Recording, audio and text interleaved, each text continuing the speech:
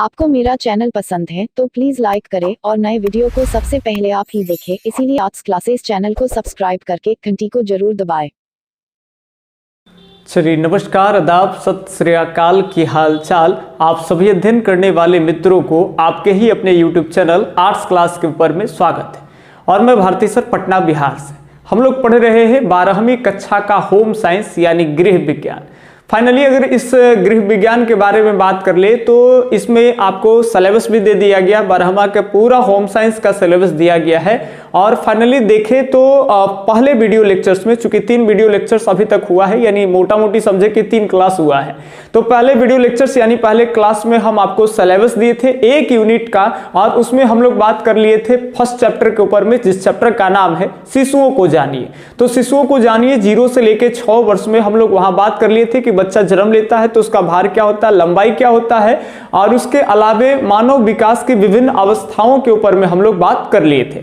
Second video lectures में हम लोग बात किए थे कि वृद्धि क्या है और विकास क्या है, हरलोक के अनुसार जो है वहां मात्रात्मक वगैरह सारा चीज देखे थे। दांत वगैरह पर भी चर्चा कर लिए थे कि बच्चों में अस्थायी दांत होते हैं, कौन कौन से दांत होते हैं, किस दांत का क्या काम है, दांत बनने की प्रक्रिया कब है, ये सारा चीज हम लोग जो है कि पहले वीडियो लेक्चर्स में ही देख चुके हैं। और ये याद रखेंगे इस चैप्टर के ऊपर में तीसरा वीडियो लेक्चर्स आज का क्लास होने वाला है, और इसके बाद एक वीडियो लेक्चर्स होगा आपका, और फाइनली उसके बाद हम आपको ऑब्जेक्टिव करा देंगे, चैप्टर आपका कंप्लीट हो जाएगा।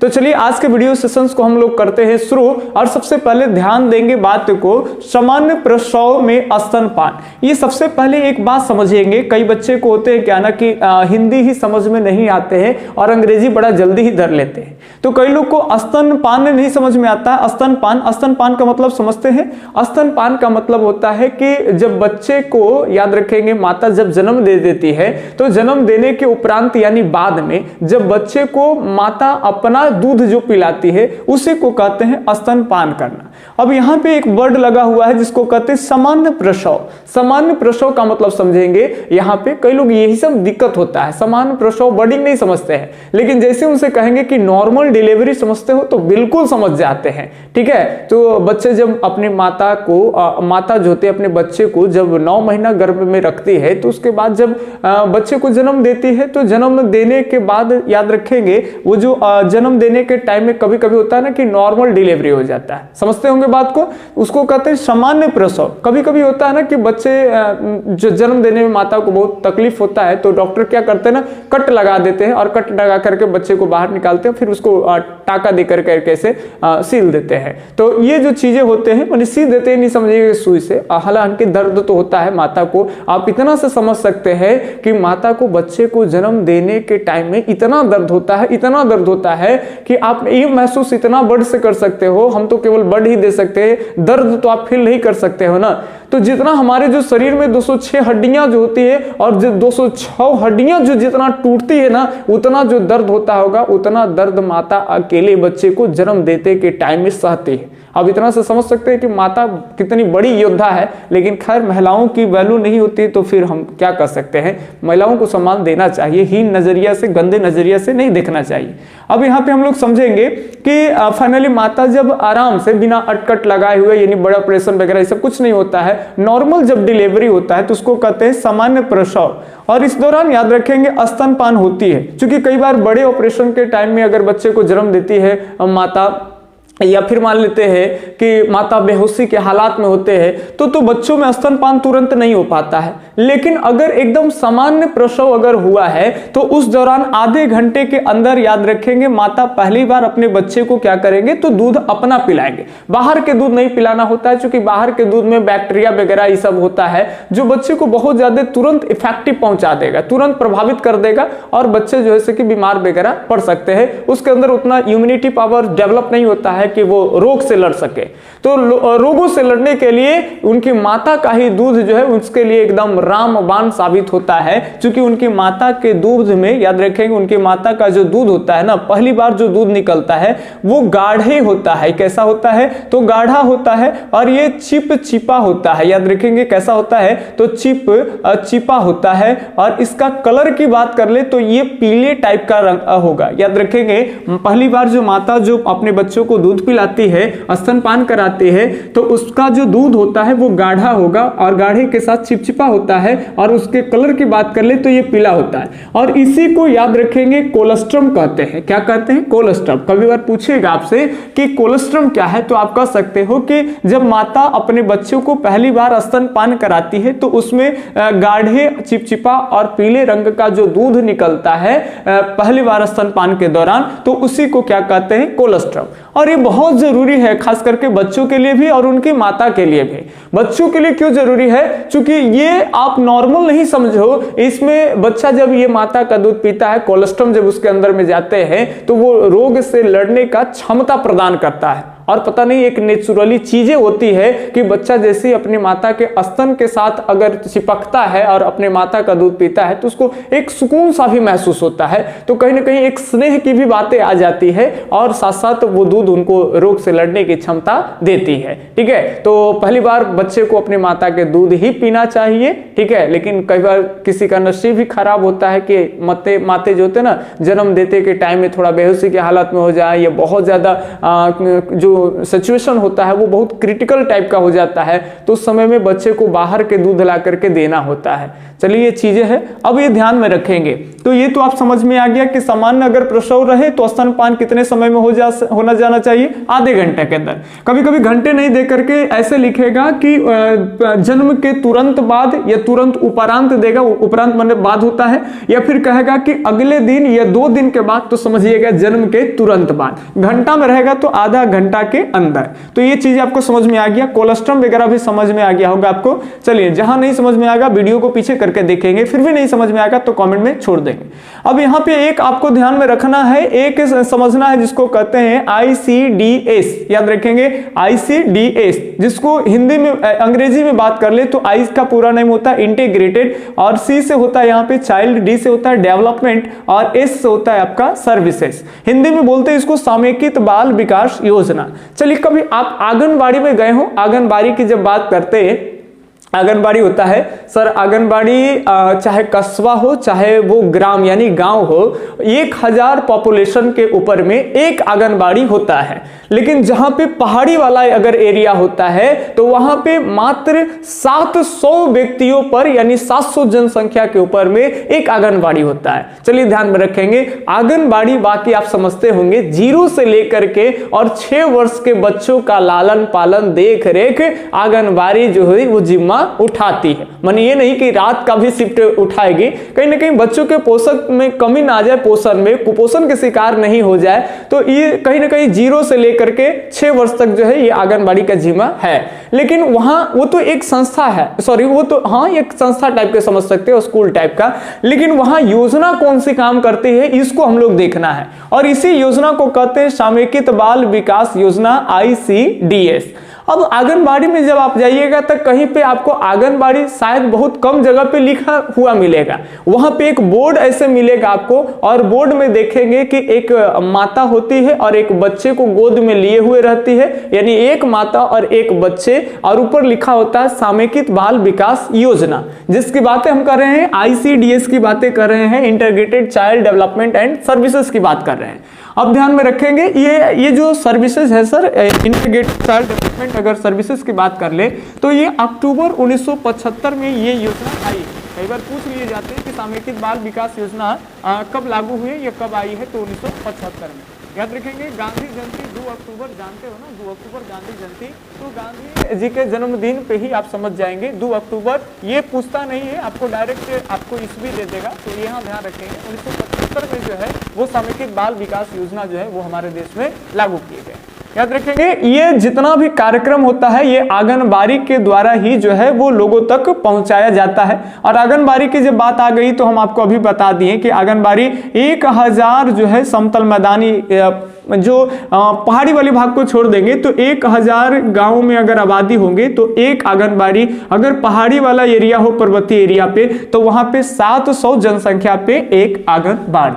अब याद रखेंगे आईसीडीएस का जितना योजना का लक्ष्य है वो सबके सब गवर्नमेंट जो होती है वो याद रखेंगे इसी आंगनबाड़ी के माध्यम से, यानी समेकित बाल विकास योजना किसके माध्यम से लोगों तक पहुंचता है? आंगनबाड़ी के माध्यम से। इसमें आईसीडीएस योजना के अगर लक्ष्य की बात कर ले तो इसका मेन लक्ष्य है कि जो हमारे देश में 0 से लेकर के और जो 6 वर्ष के बालक हैं उनकी देख रेख बढ़िया से करना, उनको किसी तरह से पोषण में दिक्कत ना आ जाए, और वो स्कूल के नाम पे जो डरते हैं ना, वो स्कूल के नाम का जो डर है वो छुड़ाने का काम करना है गवर्नमेंट का। मेन मोटिव यही है, अब ध्यान में रखेंगे। इसलिए आंगनबाड़ी में जाएंगे तो देखेंगे कि वहां पे खिलाने का काम किया जाता है, बच्चे को फुसला फुसला के कि चलिए हम आपको खिचड़ी देंगे, वहां पे आपको टॉफी मिलेगा, ये मिलेगा, पोलियो को ड्रॉप्स पिलाए जाएंगे ताकि आगे चल के बच्चा पोलियो का शिकार ना हो जाए, इनको लकवा वगैरह पैरालिसिस वगैरह ना मर दे। तो हर तरह से बच्चा का आंगनबाड़ी ये नहीं है, आंगनबाड़ी अगर बच्चा में रोग है कितने टाइम में कब टीके लगेंगे, ये सारा काम आंगनबाड़ी का है कि बच्चों में समय पे टीका लगा लेना, बच्चों की प्रारंभिक शिक्षा।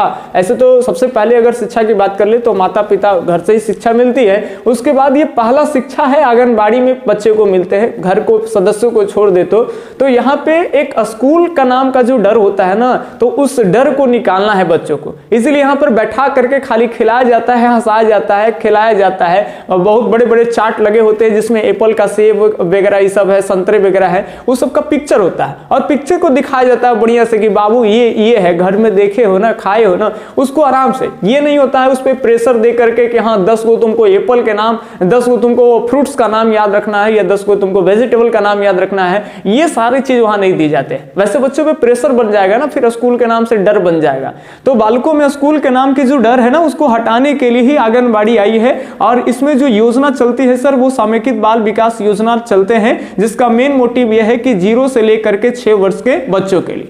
तो ये याद रखेंगे, ये योजना खाली बच्चों के लिए नहीं है, ये योजना बच्चों के माता के लिए भी है। तो माता में भी कौन सी माता? जो गर्भवती स्त्री हो। तो ये याद रखेंगे, अगर माता की जब बात आती है तो 15 से लेकर करके और 45 वर्ष। अब 12 वर्ष के माता होगी थोड़ी है ना, 12 वर्ष तो बाल्यावस्था होता है सर, और 12 वर्ष बाल्यावस्था तक यहाँ पर तो यौन परिपक्वता नहीं आता है कि प्रजनन की क्रिया वगैरह ये सब हो सके।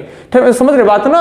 और प्रजनन की क्रिया वगैरह जब तक नहीं होगी तब तक माता नहीं बनेगी। और 12 वर्ष के अगर में शादी हो रहा है किसी का, 13 वर्ष में यौन परिपक्वता के दौरान अगर बच्चे हो जा रहे हैं, तो इस समय माता बहुत समस्या में होते हैं। जो पहले होते थे, बाल विवाह जब होता था ना, कम आयु में विवाह, तो पहले यही सारा चीज होता था। तो खैर इसको नहीं माना जाता है। कम से कम रूरल एरिया में जो आदमी कम पढ़े लिखे हैं और उनके गार्जियन 14 साल में 9वां में पढ़ रहा है, 13 साल 14 साल में लड़के देख करके शादी कर दे रहे हैं, तो ऐसे केसेस भी होते हैं। चूंकि सरकार देखिए हमारे यहाँ दोनों पक्षों को देखती है।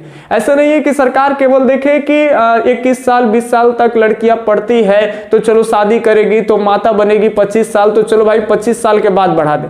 सरकार देख रही है ना कि हमारे ग्रामीण एरिया में ऐसे भी लोग हैं जो पढ़ते लिखते नहीं है, जिनका ना तो कोई लक्ष्य वगैरह कुछ नहीं होता है। जैसे उनकी बच्चियां बड़ी होने लगती है, 12-13 वर्ष किशोरावस्था, यौन परिपक्वता वगैरह होने लगते हैं, और उनके पेरेंट्स जो होते हैं ना, गार्जियन जो होते हैं ना, वो कहीं ना कहीं शादी विवाह देखते हैं और कर भी देते हैं शादी ना। तो जब शादी विवाह कर देंगे तो बच्चे तो होते ही हैं, वो तो तुरंत मां भी बन जाती है। तो इस दौरान सरकार जो है वो 15 वर्ष कम से कम ली है और मैक्सिमम 45 वर्ष। और 45 वर्ष के बाद भी कोई अगर बच्चे जन्म दे रहा है तो ओकरा से कोई बेवकूफ आदमी दुनिया में कोई होगा क्या? 45 वर्ष के बाद जो है कि बच्चे को कोई देगा तो लालन पालन बुढ़ौतिया में करोगे छोटे छोटे बच्चे को।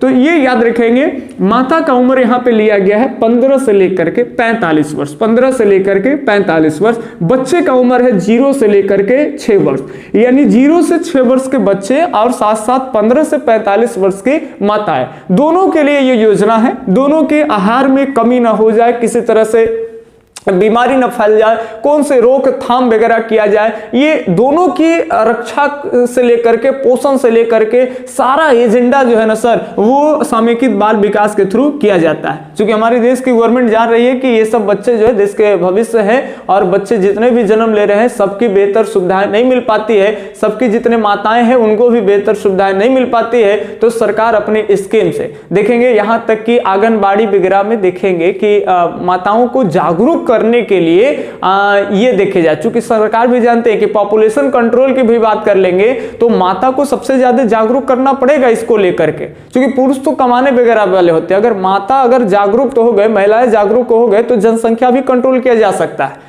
तो वहां पे देखेंगे आंगनबाड़ी वाली जो महिला होगी। अच्छा एक बात और, आंगनबाड़ी जो होती है इस संस्था में जो चलाने वाले जो चूज किए जाएंगे वो भी एक महिला को ही चूज किया जाएगा। याद रखेंगे आंगनबाड़ी को में कभी भी इसके मेन जो ऑनर होंगे वो पुरुष नहीं होते हैं। बोलोगे कि पुरुष क्यों नहीं होते हैं, तो यहां माता और बच्चे ये दोनों की सॉल्यूशन के लिए आंगनबाड़ी है ग्रामीण क्षेत्रों में। तो एक पुरुष से याद रखेंगे हमारे इंडियन सोसाइटी में खास कर करके ऐसे चीजें हैं, इतने लोग शर्मीले होते हैं और ऐसे रीति रिवाज के तौर पे है कि अगर एक लड़की को अगर पीरियड आता है, अगर मासिक चक्र आता है, ठीक है, तो वो अपनी कभी कभी केसेस में अपनी माता को भी नहीं बताते हैं, ऐसे भी सिचुएशन आते हैं। लेकिन अब आपको समझना ये है कि ऐसे स्थिति में अगर एक आंगनबाड़ी वाले में अगर किसी जेंट्स को बना दिया जाए तो माता जो अपने इस दौरान मान लेते गर्भवती अवस्था में या बच्चे को जन्म देने के उपरांत जो चीजें होती है वो खुल करके बोल नहीं सकती, तो उनकी तो सॉल्यूशन हो नहीं पाएगी। और इसीलिए एक नारी की समस्या जो है वो सुन सकती है, इसीलिए इसमें मेन प्रमुख जो व्यक्ति जिसको बनाया जाता है वो महिला ही होती है। चलिए ये भी बातें ध्यान रखेंगे तो अब आपको समझ में आ गया कि कितने से कितने वर्ष के बच्चों के लिए है। तो 0 से 6 वर्ष के लिए माता के आयु याद रखेंगे 15 से लेकर के और 45 वर्ष खास कर करके ये किस महिलाओं के लिए है, तो गर्भवती जो स्त्री है ना सर उसके लिए। चलिए आगे याद रखेंगे। इसके बाद आपको मेन चीज यहां समझना है किशोरावस्था। इससे पहले हम आपको बताए थे मानव विकास की विभिन्न अवस्थाएं, जो लोग नहीं देखे हैं पहले वीडियो थोड़ा सा यहाँ पे देख लेंगे। सबसे पहली अवस्था हम लोग देखे थे क्या, वहां पे याद रखेंगे कि जब बालक का जन्म होता है और जैसे ही जन्म होता है तो हम लोग देखे थे कि जन्म से लेकर के 2 सप्ताह तक यानी 15 दिन के 14-15 दिन के आसपास यानी हाफ मंथ आप समझ सकते हैं। याद रखेंगे इसको कहते थे कौची भैया, तो शैशवावस्था कहते थे, याद रखेंगे शैशवावस्था।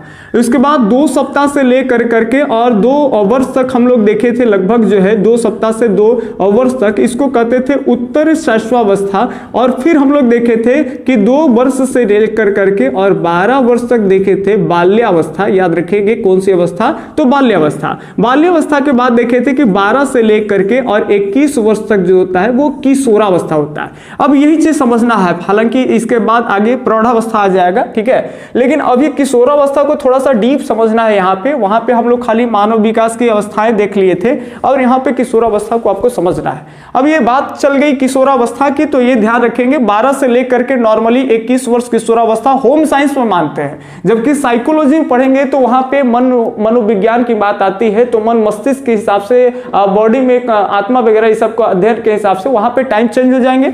जब ज्योग्राफी में आएंगे तो यही हम लोग कार्यशील जनसंख्या के रूप में अगर देखेंगे तो वहां पर भी इसका जो एक एज टाइम है वो भी अलग अलग टाइम पीरियड हो जाएगा। तो ज्योग्राफी में तो हम लोग पढ़ते हैं कि 15 वर्ष से नीचे किशोरा वर्ग और 15 से ऊपर जाते हैं तो प्रौढ़ावस्था आ जाता है। लेकिन यहाँ पे याद रखेंगे 15 वर्ष तक ही नहीं रहेगा, यहाँ 21 वर्ष तक कौन सी अवस्था, किशोरावस्था।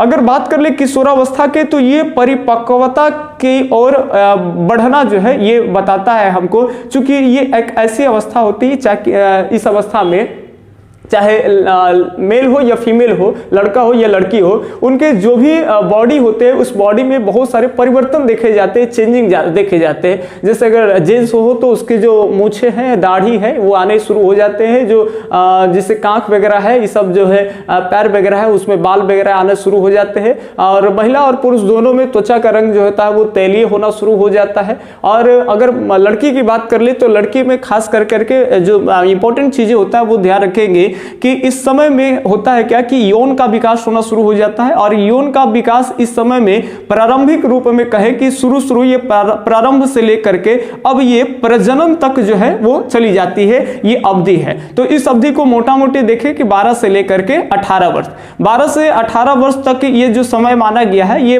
लड़कियों में यौन विकास से प्रारंभ होकर के ये अवस्था जो है वो प्रजनन तक की अवस्था मानी जाती है। और याद रखेंगे किशोरावस्था बात कर ले तो अभी ये दो जो खास करके मानव विकास की जो अवस्थाएं हैं उसके दो अवस्थाओं के बीच की अवस्था होती है, ये याद रखेंगे। इससे पहले 12 वर्ष तक बाल्यावस्था बीत चुकी होती है, याद रखेंगे। और इसके बाद ये 12 से लेकर के 21 के बाद फिर आ जाता है प्रौढ़ावस्था। तो हम ये कह सकते हैं कि किशोरावस्था जो है ये आपका बाल्यावस्था और प्रौढ़ावस्था ये दोनों की अवस्थाओं के बीच की अवस्था है जिसको कहते हैं किशोरावस्था। इसमें याद रखेंगे परिपक्वता की ओर जो है वो बढ़ता है, बॉडी में बहुत सारे चेंजिंग आते हैं, चाहे लड़के हो चाहे लड़कियां हो, इन दोनों के बॉडी में बहुत सारे परिवर्तन आने शुरू हो जाते हैं, ठीक है। महिला है तो महिलाओं में पीरियड का आना जो है वो कहीं ना कहीं किशोरावस्था से ही शुरू होते हैं। लेकिन अभी हम लोग देखेंगे कि शुरुआती दौर में आप जैसे 12 साल 14 साल देख के ये नहीं कह सकते हैं कि किशोरावस्था की शुरुआती हो गई और किसी में पीरियड नहीं। चूंकि पीरियड की बात कर लें तो हम लोग ये भी देखेंगे कि शुरुआती दौर को देख करके आप ये आंकलन नहीं कर सकते हैं, क्योंकि कई बार किसी महिला और किसी पुरुष में जो चेंजिंग आते हैं वो कुछ समय बाद भी देखे जाते हैं और पहले भी देखे जाते हैं। जैसे बहुत सारे ऐसे बच्चे को देखे होंगे कि 14 वर्ष तक के जैसे मैट्रिक का एग्जाम देते देते हल्का फल्का मूछे आने शुरू हो जाते हैं, और किसी का देखेंगे कि 12th तक लगभग 16-17 वर्ष का लगभग हो जाते हैं तब तक उसकी मूछे नहीं आती है, और इंटर करने के बाद 12वीं कक्षा का जो एग्जाम है ना वो पास कर जाते हैं 12वीं, तो उसके बाद ही उनकी मूछें आने शुरू हो जाती है। तो ये याद रखेंगे अलग अलग लोगों में अलग अलग समय के हिसाब से भी चेंजिंग होते हैं, लेकिन एक टाइम पीरियड है, अब इसको ध्यान में रखेंगे।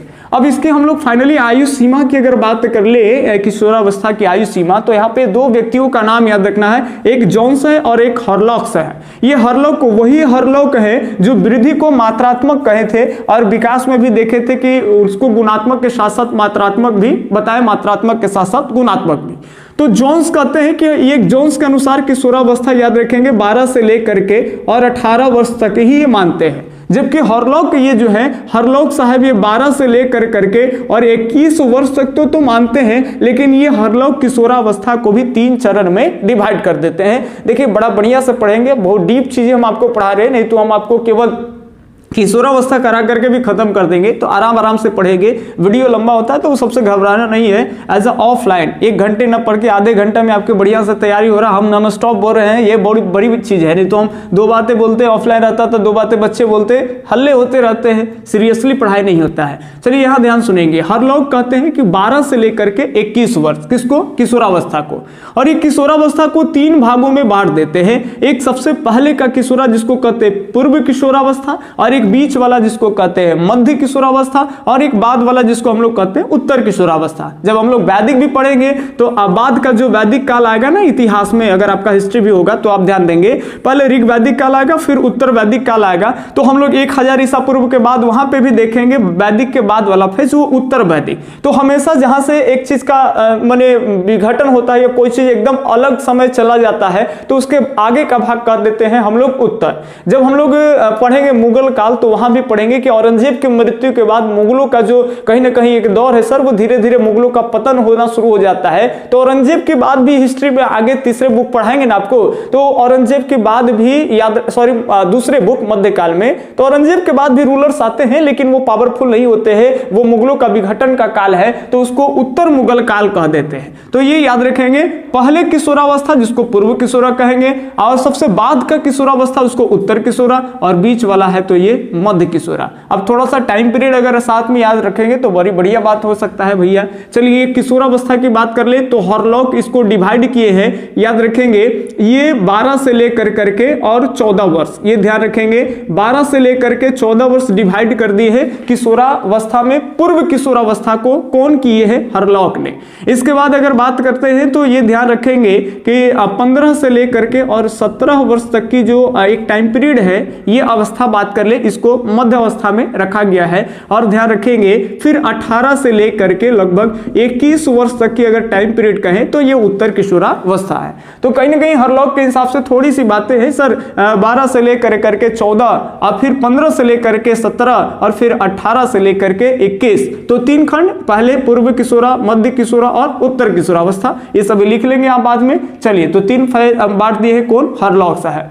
कहते हैं कि ये जो समय है ना सर पूरे के पूरे किशोरावस्था यानी 12 से लेकर के और 21 वर्ष तक की अगर बात कर ले, बाल्यावस्था खत्म हो जाती है और प्रौढ़ावस्था आने से पहले तक, तो ये उथल पुथल की अवस्थाएं हैं। बच्चे इसी टाइम में बहुत ज्यादा गड़बड़ा जाते हैं, चाहे लड़के हो या लड़कियां हो। इस समय में एक संवेगात्मक बहुत चेंजिंग आता है, संवेगात्मक उथल पुथल का दौर है। बच्चे बहुत ज्यादा इमोशनली हो जाते हैं, पिताजी डांट देंगे, उसमें मैच्योरिटी का कमी होता है। लड़कियों की अगर इस समय में शादी किया जाए तो बेवकूफी है। लड़कियों का अगर इस समय में अगर टाइम पीरियड में अगर शादी कर दिया जाता है तो फाइनली पति पत्नी में लड़ाई, चूंकि लड़की जो होगी ना वो बहुत ज्यादा इस समय में इमोशनल होगी, थोड़ा सा भी अगर उनको इमोशन के खिलाफ कुछ ऐसी हो जाएगी तो लड़ाई झगड़ा हो जाएंगे, उसको लगने लगेगा कि ये है वो, बहुत तरह की समस्या आते हैं। तो ये उथल पुथल का दौर है। जब ये गुजर जाता है ये टाइम पीरियड तो लगभग लड़के हो या लड़कियां दोनों में मैच्योरिटी आना शुरू हो जाते हैं, दोनों समझदार पर्सन हो जाते हैं और चीजों को समझने लगते हैं, सामाजिक व्यवस्था को समझने लगते हैं, कैसे क्या करना है ये सारा चीज। तो इस दौरान बच के रहना चाहिए। अगर आप अभी भी 12वीं की तैयारी करने वाले अगर लड़के या लड़कियां होंगे तो कहीं ना कहीं आप इस टाइम से बिलोंग करते हैं, थोड़ी सी आपको सतर्कता बदलना है, मन में एक लक्ष्य रखना है और लक्ष्य के प्रति एकदम एकाग्रचित रहना है, फालतू चीजें नहीं। ये टाइम किसी तरह से आराम से पार कर लेंगे और फिर तब तक जो है आप समझ जाएंगे कि हमको कुछ करना है, टाइम बहुत गुजर चुका है, तो फिर अपने आप एकाग्रता और बढ़ जाएगी। ठीक है, तो अब मिलते हैं हम लोग अगले वीडियो में। अगले दिन हम लोग को आपको ग्रंथि से संबंधित जितने भी डीप चीजें होगा वो हम आपको समझाने का प्रयास करेंगे। साथ ही साथ जो चीजें छूट जाती है और जिससे सवाल आते हैं फाइनल कल के लास्ट वीडियो में हम लोग डिस्कस कर देंगे। तो होम साइंस का आज का ये तीसरा वीडियो लेक्चर्स और एक वीडियो लेक्चर्स और चौथा वीडियो लेक्चर, 4 वीडियो लेक्चर्स में हम आपका एकदम बढ़िया से कंप्लीट कर देंगे और एक वीडियो लेक्चर्स जो आपको ऑब्जेक्टिव करा देंगे 1 से 2। ठीक है, सारे क्लिप्स इसी में लगते चल जाएंगे, तो आप फॉलो किया करिए हमारे यूट्यूब के इस प्लेलिस्ट को और प्लेलिस्ट से आप अपनी पूरी तैयारी करते रहेंगे। आप अपना नोट्स वगैरह बनाते रहेंगे, धीरे धीरे टाइम जैसे जैसे मिलते रहेगा वैसे वैसे होम साइंस की भी क्लासें हम ऐड करते जाएंगे। साथ साथ हिस्ट्री चल ही रहा है, ज्योग्राफी चल ही रहा है और फरवरी आने वाला है तो हम आपको पॉलिटिकल का भी वीडियो लेक्चर जो है वो फरवरी से डालना शुरू कर देंगे। तो चलिए मिलते हैं अगले वीडियो में, तब तक के लिए धन्यवाद, जय हिंद, अल्लाह हाफिज।